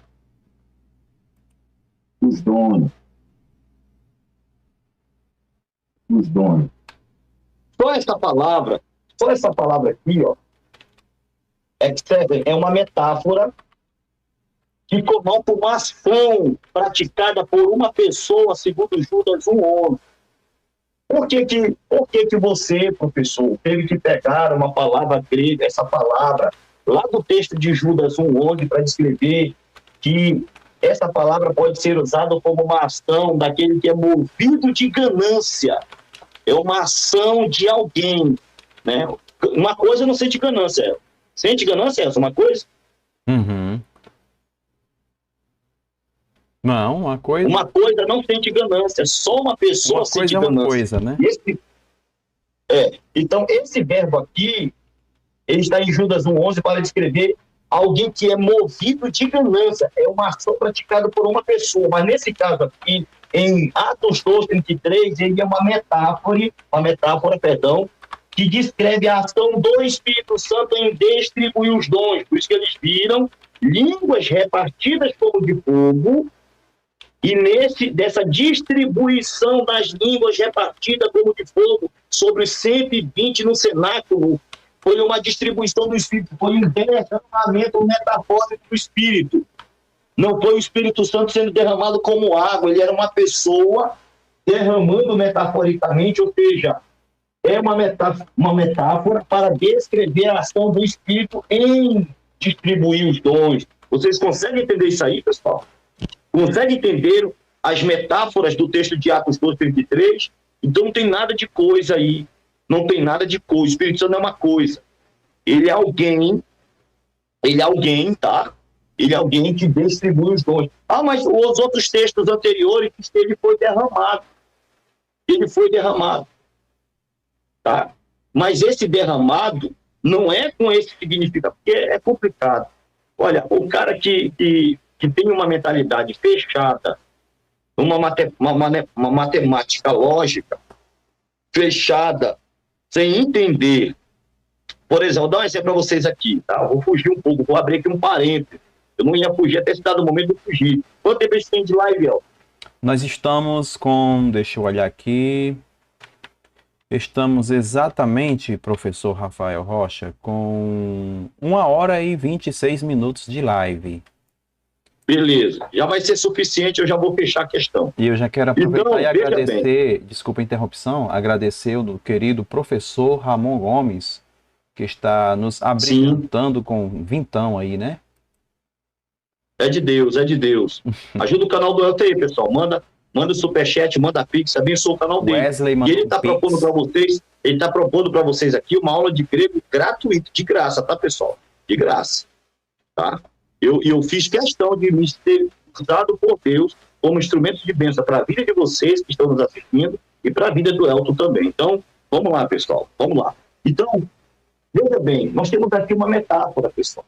O Espírito Santo não é derramado de forma literalmente, é uma metáfora. O próprio Daniel B. Wallace analisou todo esse texto e disse que existem palavras com descrições de figuras de linguagem de metáfora. E esse verbo exterrene, ele é um entre os tais. Então, eu vou apagar aqui os parênteses que eu vi vermelho, eu vou continuar aqui com a tradução. Vamos lá. Tá? Eu deixei só aqui a questão da paráfrase. Então, tá? Eu vou apagar, acredito que vocês pediram para todo mundo ler aí, tá? Só que ele pediu para todo mundo ler. E vamos lá. Vou concluir aqui a questão. Derramou, tá? E derramou. Vou colocar o isto, né, deles. E eu vou explicar algo. Esse isto aqui, ele é um pronome anafórico ou catafórico? Esse pronome aqui, ele está tendo aplicabilidade sintática. Do antes tá? ou depois, né? Do antes e do depois, ele é anafórico, ele está antecedendo. E se ele está antecedendo, esse tudo aqui é o Espírito Santo que ele está falando? Não, o isto aqui é o Espírito Santo. Tu pneumatus tu ragio é tudo, é isso. Isso é o Espírito Santo. Será que é isso mesmo? Será que é isso? Então, vamos analisar, tá?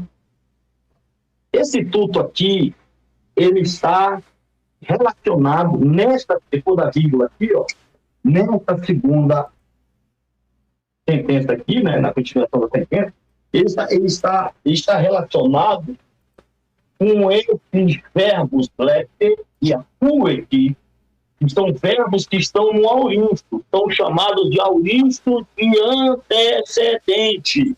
Vocês sabem o que é isso? auristos antecedentes. Então, veja bem, isto, junto com o pronome relativo, né? Derramou isto, tudo o que? O mês, né? Pois, o cai aqui é uma conjunção, sim, mas está fazendo aqui uma função de advérbio de tempo, tá? O que agora, né? Pois, e agora, vou colocar aqui, e agora, tá? E agora, leptecai acuete, dirge, né? Deles, que agora deles, e ouvir.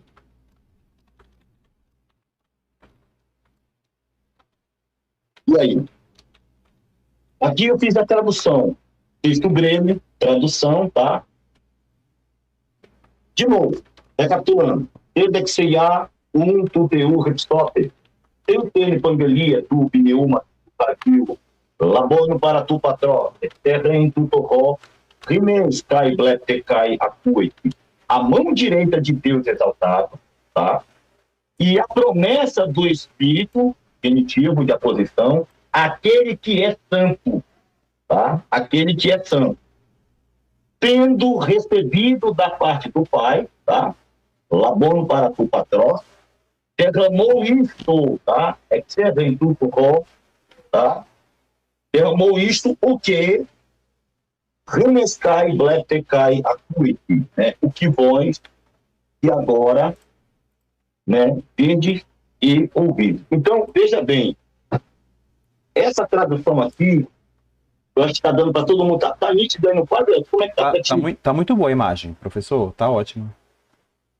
Beleza. Então, essa aqui é uma tradução possível, tá? Essa estrutura aqui, hiper, super literal, com qualquer gramático avançado, qualquer gramática séria que você vir. Pega o gramática aqui, e essa é a tradução.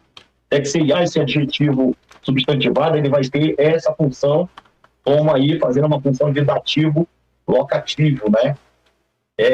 É o local, é a posição, né, que foi exaltada de Deus, né? Então, veja bem, é o instrumento, né, por assim dizer, a parte, né, locativa que foi exaltada. Então, e a promessa do Espírito Santo, aquele que é,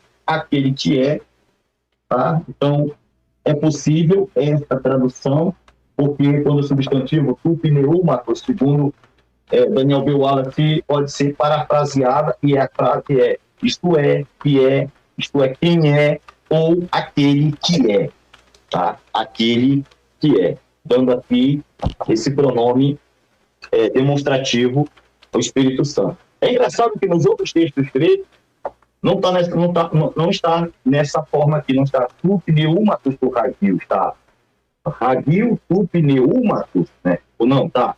Tu ragil pneumatos, ou seja, o Espírito, o Santo Espírito, tá? Porque nós temos aqui um genitivo, um artigo definido, tá? O Espírito, ou o Santo Espírito, ou Santo Espírito. É uma proposta de outro texto grego. Então, estou apresentando para vocês aqui essa possibilidade de tradução e essa metáfora usada para Jesus. Jesus é chamado de a mão direita de Deus. A mão não é uma coisa, se eu for usar essa mentalidade, veja.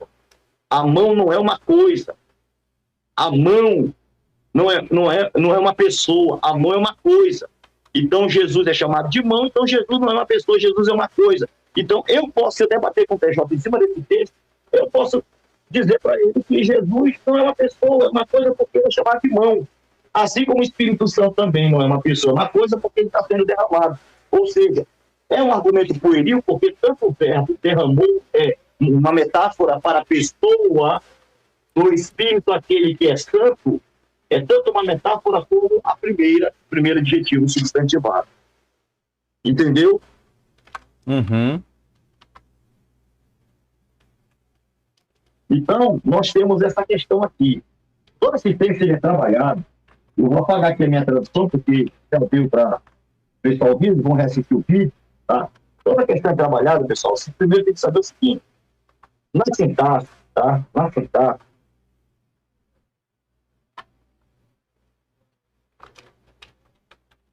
tá? Na sintaxe, nós temos o sujeito,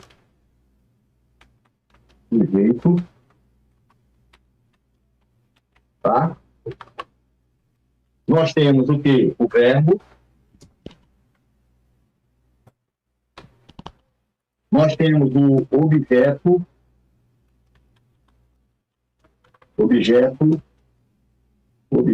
direto, e o objeto indireto. Beleza. Aonde está o sujeito dessa oração aqui? Onde está o sujeito? O sujeito dessa oração é prático, é rimei. Sujeito é o rimei. Olha. Aonde está o verbo que faz a ação, né, de ser um verbo transitivo, né, o verbo transitivo direto? Onde é que está aqui, né?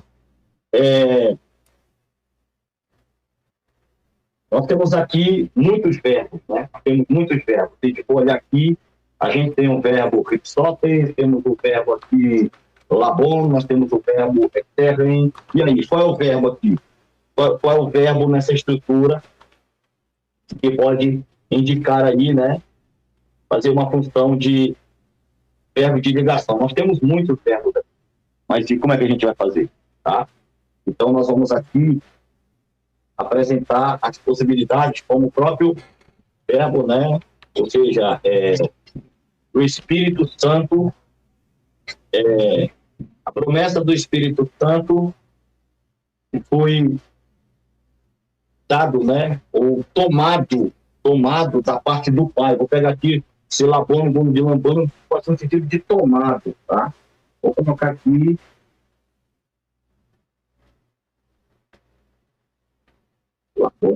Ter pegalia, tu hagiu, pneumatos, labon, para tu patros, da parte do pai, execre, tudo, ro, nin, rimeis, blepete, kai, kuete.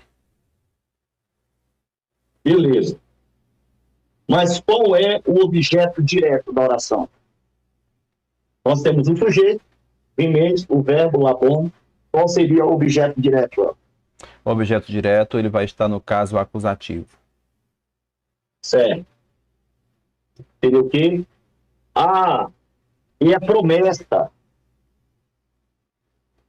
A promessa seria o objeto direto? A pegalia, né? E aí, o que tu diz? Seria objeto direto? E meditando no caso acusativo? Então, a promessa, objeto direto. Vamos colocar aqui sendo a promessa, no caso acusativo. Tá? Promessa.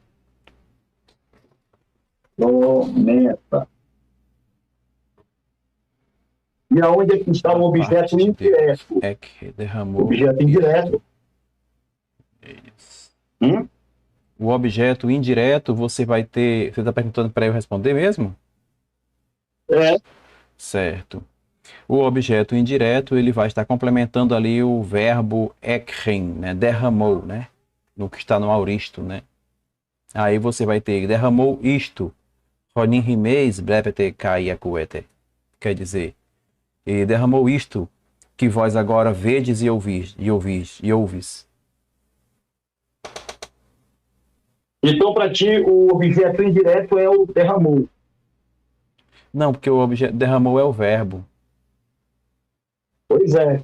Nós temos aqui um genitivo no dativo, um adjetivo dativo.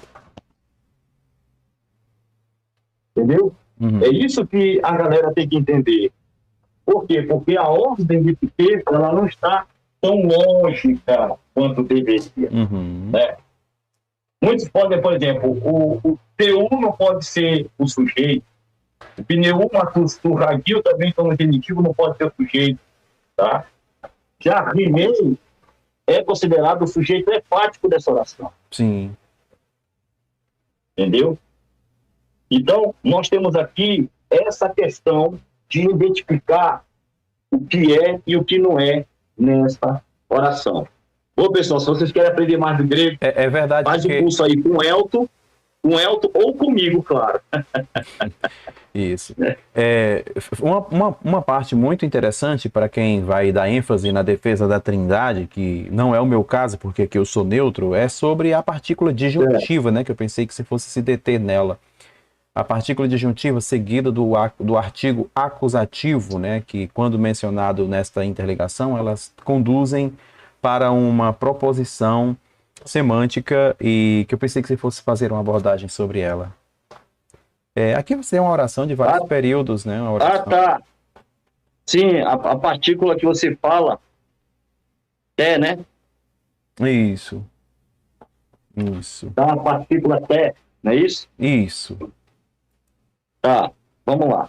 Vou comentar um pouco sobre o a pedido do El, beleza? Vamos lá. Combinação, né, aqui. Artigo, partícula disjuntiva, na construção típica do grego koiné, né?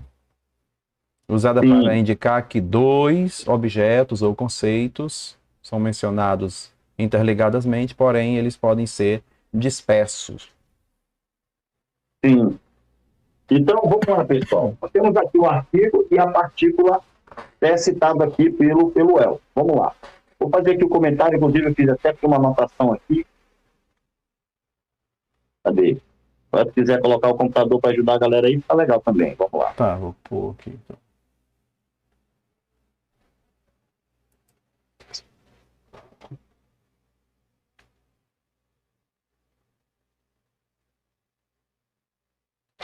Vamos lá.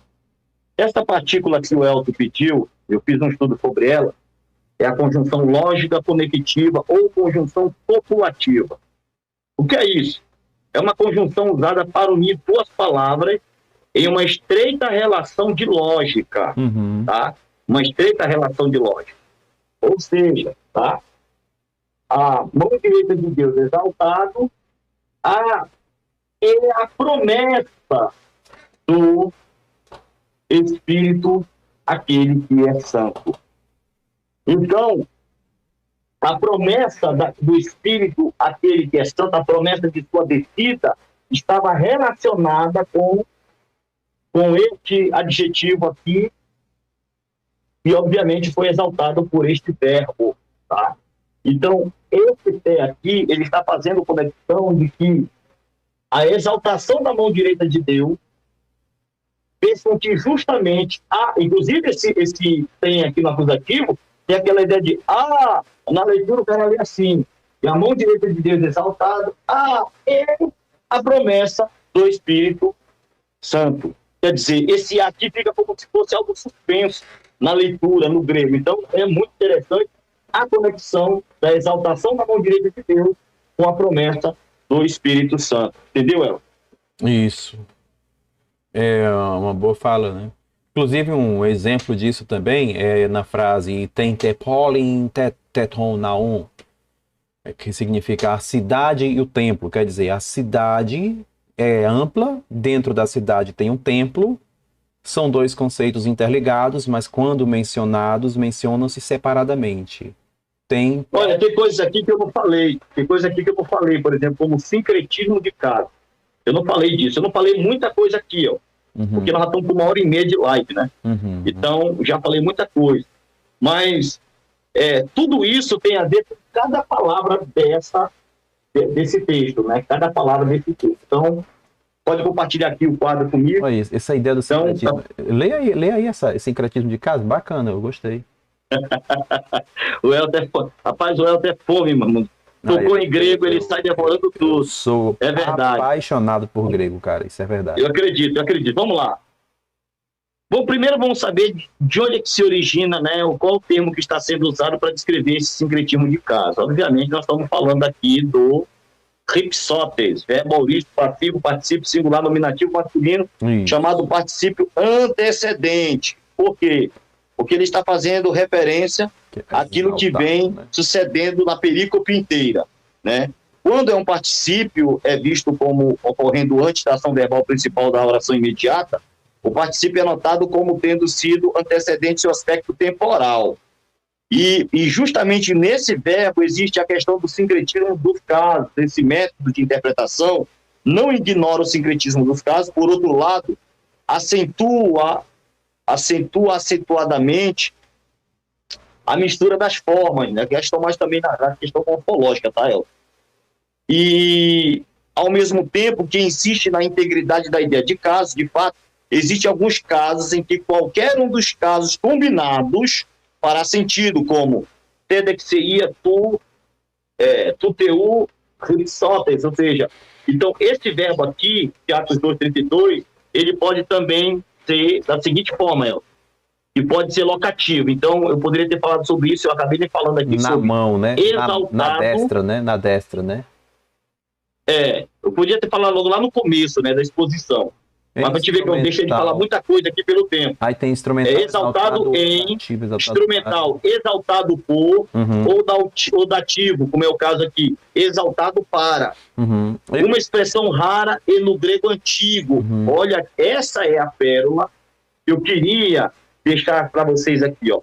Uma expressão rara e no grego antigo, a mão direita de Deus. Agora tá bem aqui. Eu traduziria assim. A nota de a mão direita de Deus. Hein? Eu traduziria assim, levando em consideração o que tem-se no texto, né? Um artigo, um substantivo dativo, um artigo dativo, substantivo dativo, e você vai ter ali também uma partícula conjuntiva, né? Dando aquela ideia do tempo imediato, que é o né? Certo.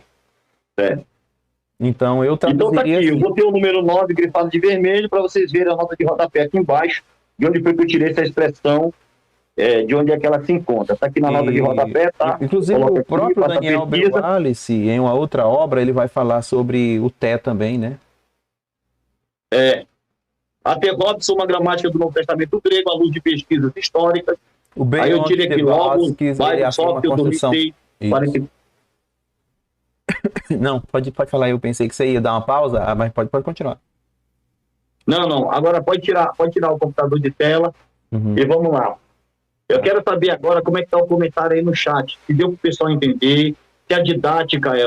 Porque é o seguinte, mais importante do que falar é se fazer compreender. Sim. Eu quero saber se as pessoas que me ouviram perceberam que eu não quis sair de Atos 2:33, embora eu tive que pegar uma expressão, essa expressão derramou lá em Judas 1:11, e essa mesma expressão no texto da Septuaginta, olha onde é que ela se encontra. Aí eu pergunto, Elton, coloca aí, Elton, meu computador em tela, por favor, de novo. Coloca aí que eu quero jogar isso aqui no peito da moçada. Vou botar aqui Salmo 22:14. Salmo 22:14. Interessante. Vou mostrar a expressão grega. Desculpa te interromper, professor. O interessante é que ele fala, né, acerca do resultado do que está no verbo. O verbo diz execren, tuto, ronin, quer dizer, isto, o qual agora vós vedes e ouves. Ou seja, é como se o que vedes e ouves fosse o efeito do execren, né? Quer dizer, do derramar. Sim, é isso aí, entendeu? Então esse derramar foi a ação do Espírito, tá? Não foi o Espírito que foi derramado, mas os dons que o Espírito compartilhou. E o tutor ali, próximo do verbo, né? Meio que complementando o verbo, né? E deixando no ar para que se perceba nas ações, isto que agora vocês veem e isso que agora vocês ouvem, é o que foi, isto, derramou isto que foi, isto que vocês veem e que vocês ouvem, né? Interessante. A profundidade agora, espiritualista por trás do texto, né? Veja aqui no Salmo 22:14, na Septuaginta, o mesmo verbo se encontra. Claro que outra construção que aqui está no verbo indicativo aorístico passivo da primeira pessoa do singular. Tá? Exerriten. Ou seja, olha aqui na Septuaginta esse verbo derramou. O Espírito Santo não é uma pessoa, uma coisa, foi derramado. Bora ver aqui o rei Davi. O rei Davi no Salmo 22:14. Olha o que ele diz, El. Dá para te ler aí, El, do 14? Derramei-me como água. Aqui no... Derramei-me como água, e todos os meus ossos se desconjuntaram. Hipérboles, né? O coração fez-se como cera, hipérboles, derreteu-se dentro de mim. É uma fala hiperbólica. Aí eu pergunto para quem está me assistindo aí, que está gripado de azul. O rei Davi é uma coisa porque ele se derramou, derramei-me como água. Como é que a gente resolve essa questão, pessoal? O Espírito Santo, ele não é uma pessoa porque ele foi derramado, ou porque ele na verdade, praticou, eu acredito que ele praticou ação em derramar e distribuir os dons, tá? Então, aqui em Salmo 22:14 é o mesmo verbo. Salmo 22:14 é o mesmo verbo grego que se encontra na Septuaginta. Para derramar para o Espírito, Davi diz, derramei-me como água, e todos os meus ossos se desconjuntaram. Meu coração fez como cera e derreteu-se dentro de mim. O rei Davi, a gente se derramou como água, ele é uma coisa. E ação, o que significa nessa figura de linguagem, essa ação de se derramar? É isso, pessoal, que a gente tem que ter cuidado, tá? A gente tem que ter cuidado. Bom, pessoal, até aqui eu quero agradecer a Deus a oportunidade, o privilégio de estar aqui na Arena Apologética, levando conhecimento, tá? Isso aqui é uma fagulha. Teve coisas que eu poderia ter falado e não falei, tem muita coisa anotada, que pode ser para um futuro debate, outras coisas inovadoras. Eu estou sempre pesquisando, descobrindo coisas novas, a gente possa trazer hoje. Mas quando for usar no debate, Atos 13, para usar um púlpito, para descrever que nisto é o Espírito Santo, cuidado. Muito cuidado. Cuidado com essa interpretação de texto, muito cuidado. Isso aqui foi só um aperitivo, tá, pessoal? Agradeço a Deus o Elton, agradeço. Tem alguma pergunta que eles querem fazer aí? Estão mandando superchat, estão fazendo Deixa perguntas. eu ver se nós temos perguntas. Gente, nesse momento eu vou pescar perguntas para... o Adriano mandou uma mensagem no meu WhatsApp. Ele mandou uma passagem do Daniel B. Wallace para ti. Ele quer que você leia uma fotografia de um... Não. Aquela questão dali, eu disse para ele que tem que avaliar aquele documento. É um documento em PDF. Muitos podem produzir no PDF e colocar no nome de alguém. Não é assim. Tem que avaliar a fonte, o site oficial dele, tá? E eu disse para Adriano Cruz que é um documento muito complicado, entendeu? Por isso que tem que escrever a obra. Quer dizer, não aparece nem a obra em si, técnica, escrita, a editora que publicou um artigo, a gente não sabe se foi de um site confiável com o nome dele. Eu posso criar qualquer coisa, não jogar num site aí e dizer que o nome é de alguém, entendeu?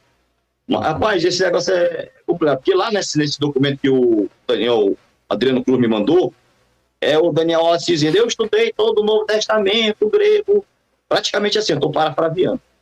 Eu avaliei todo o Novo Testamento grego e não tem como ser defendido a pessoa do Espírito Santo. É mais ou menos isso aqui. Agora, na verdade, peraí, tá aqui, ó. Na verdade, peraí, deixa eu pegar aqui.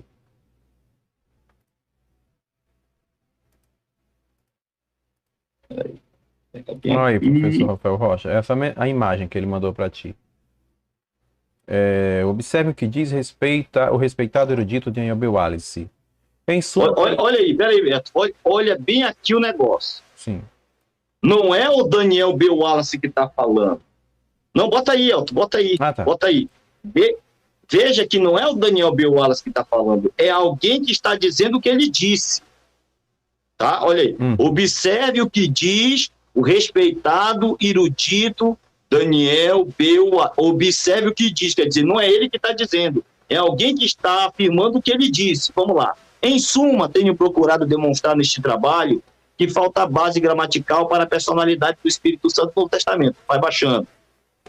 Mas esta é frequentemente,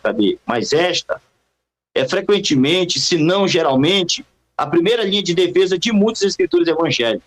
Mas se a gramática não pode legitimamente ser utilizada para apoiar a personalidade do Espírito Santo, então talvez precisamos examinar o resto da nossa base. Olha aí, pelo menos nesse artigo aí, que para mim já é tendencioso, ele já está dizendo assim, precisamos examinar o resto de nossa base para este compromisso teológico.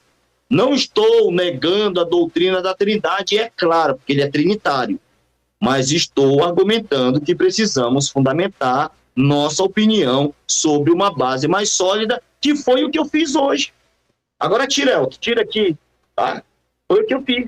Eu fiz fundamentar, do ponto de vista gramatical, eu diria para Daniel B. Wallace, se eu estivesse na frente dele, Daniel B. Wallace, Jesus é uma coisa por ser chamada a mão direita exaltada de Deus, literalmente no grego. Inclusive estudiosos, o Walter Robb, então é bacana estar na frente do cara, porque ele não está aqui para se defender também, e eu iria interpelar ele na hora.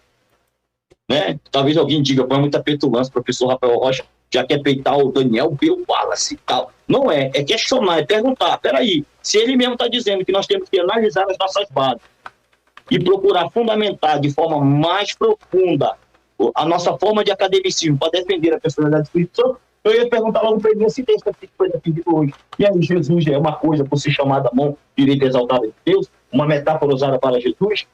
E aí, o Espírito Santo, dentro das próprias regras gramaticais da página, até aqui, a página de número 95, dizendo que o próprio Espírito Santo pode-se ter uma paráfrase para ele, por eles terem um genitivo de aposição como o Espírito, aquele que é santo. E aí, como é que a gente faz? Né, dando um pronome demonstrativo aquele, escrevendo uma certa característica pessoal para o Espírito Santo. E aí, como é que a gente faz? Quer dizer, cara, às vezes é o seguinte, Elton, não é fácil ser professor, não é fácil ser acadêmico, porque já teve caso um professor dizer uma coisa, depois, não, peraí, eu escrevi isso aqui. Por isso que existem revisões até em obras, Elton.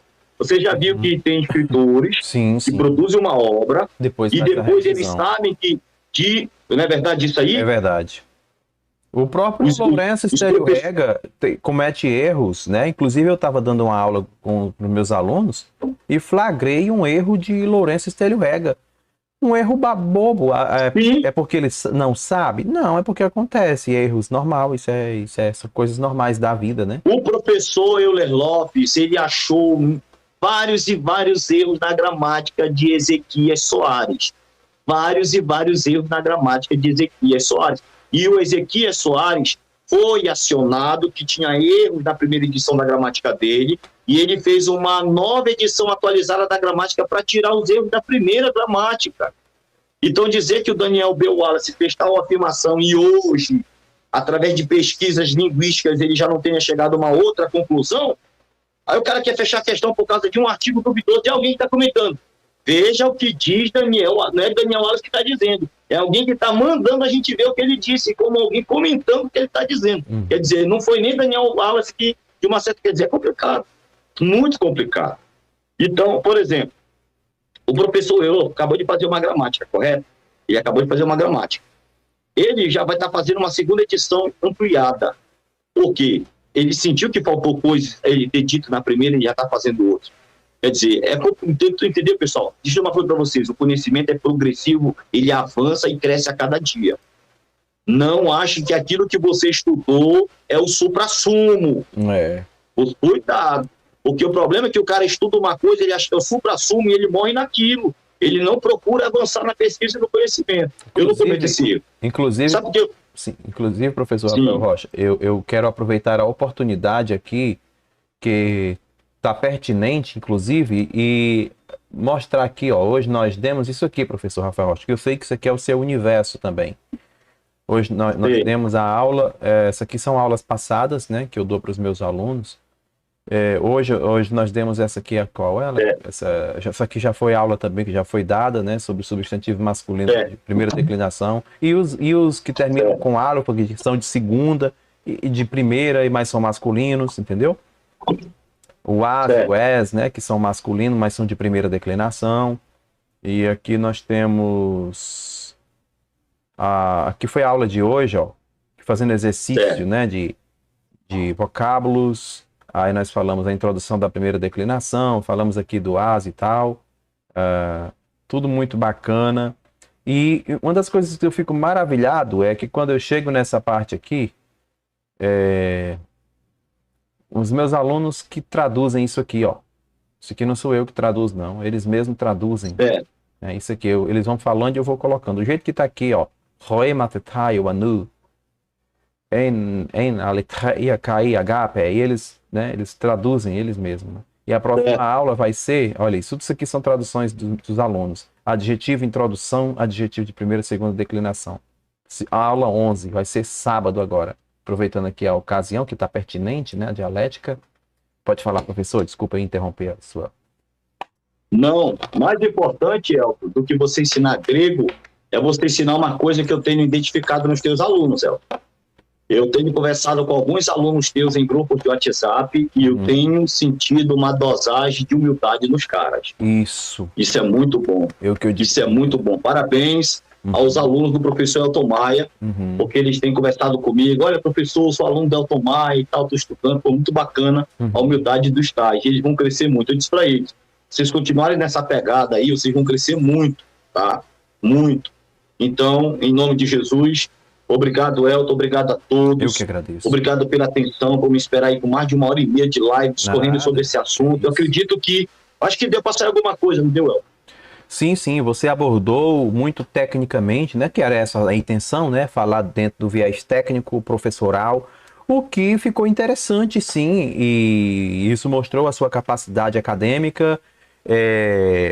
Obviamente, para quem não tem o conhecimento da língua grega, é possível que tenha se perdido em alguns detalhes aí que você falou, né, mas isso é normal. Seria fora do comum, descomunal, se todo mundo estivesse entendendo 100%.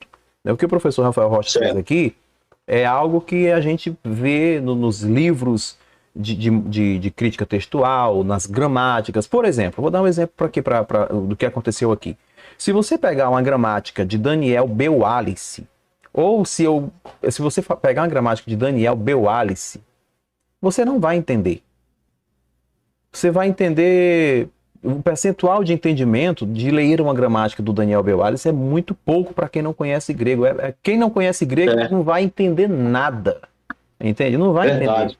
Verdade. Aí quando o professor pega uma gramática do Daniel Beualice, a lágrima desce nos olhos. Por quê? Porque ele entende tudo. Mas tem ponto que ele precisa rever, precisa fazer uma pesquisa extra, porque é um nível avançado. O Daniel Beualice é um nível de mestre, né? O doutor Daniel Beualice. Já o Lourenço Estélio Rega, o Renato Antônio Gusso, eles já pegam ali uma... Olha, ó, professor Ramon Gomes, esse cara aqui também é um outro erudito. Esse cara é muito profundo, mano. Sério. Eu tive a honra de estudar semanalmente com o professor Ramon Gomes grego clássico. Eu e ele trocando ideia. Nem eu era o professor dele, nem ele era meu professor. Pegamos ali o método Atenazi e fomos, sabe, debulhando junto. Aí ele é professor de grego também, o Ramon Gomes. Ramon é professor de grego, de português. Poxa, muito bacana. Eu quero agradecer também, né, pelo elogio do Ramon. Diz, pastor Rafael, eu gostei da aula de grego. Parabéns, bom, meu amigo. Olha, um elogio vindo de quem manja de grego, para mim, é outra coisa. Eu não conheci o Ramon. Agora, uma crítica vindo de quem não manja de grego, aí para mim eu descarto. Sinceramente, uma crítica vindo de quem não manja de grego, para mim eu descarto. Agora, um elogio vindo de quem manja de grego, como o Ramon, segundo o testemunho do Elton, que eu não conheço, quem conhece é o Elton. Para mim, meu amigo, valeu. Só para você ter uma ideia, quem me indicou o Ramon, quem indicou o Ramon para mim, foi o professor Euler. Elton, eu conheço um cara que é muito bom. Aí quem é? Rimou, Ramon. Eu lá sabia quem era Ramon, eu fui pesquisar, e o cara é estudioso. Eu conheço Ramon, ele é meu amigo. Amigo pessoal, ainda hoje ligamos, conversamos. O cara é muito top. E eu não tô dizendo isso aqui para encher a bola dele, não, porque isso não ganha nada para mim, nem para ele, né? Nem ganha nada para mim, nem para ele. Mas é verdade, gente. Quando a pessoa é bom, tem que ser reconhecido, ainda mais quando ele é teólogo brasileiro. Assim como acho que a gente tem que valorizar o que é nosso, sabe? Nós temos que valorizar o que é nosso. Agora, o que o professor Rafael Rocha falou, eu quero, inclusive, criar aqui